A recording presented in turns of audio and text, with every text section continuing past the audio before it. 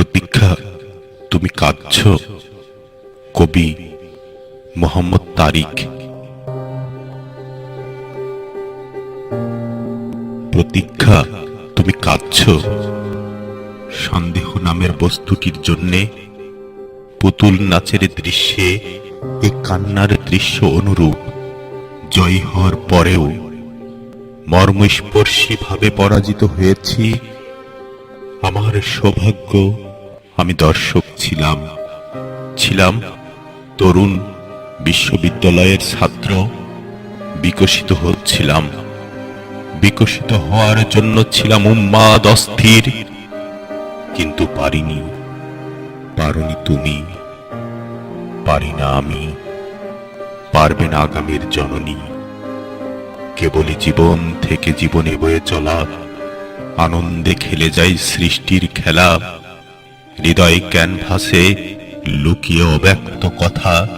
প্রতীক্ষা, প্রতীক্ষা, শুধুই নির্ঘুম প্রতীক্ষা। তুমি কাঁদছ আজও সন্দেহ নামের বস্তুটির জন্যে।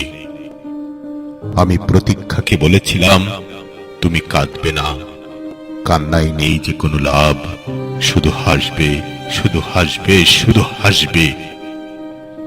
রজনীগন্ধা ফুলের মতো সুবাস ছড়িয়ে বাংলার রূপ ও প্রকৃতির দিকে তাকিয়ে হাসতে আসবে বিজয়ের চেনা মুখ। কিন্তু মজার বিষয় হলো, নিরেট সত্য কথা, যদিও লাগে না যে কোনো হাসিতে টাকা। প্রতীক্ষা, তুমি কাঁদছ? কাঁদবে না, আমি তো পাশে আছি, ভয় নেই। বিজয় আসবে হাসি মাখা মুখে, বিজয়ের মহানায়কের মতো প্রতি রাতে আসে আমাকে ঘুম ভাঙাই। মধুর স্বপ্ন দেখাই রজনীগন্ধার ফুলের শুভেচ্ছায়। প্রতীক্ষা, তুমি কাঁদছ সন্দেহ নামের বস্তুটির জন্যে। ও কিছুই না, শুধুই পুতুল নাচ, শুধুই পুতুল নাচ, শুধুই পুতুল নাচ।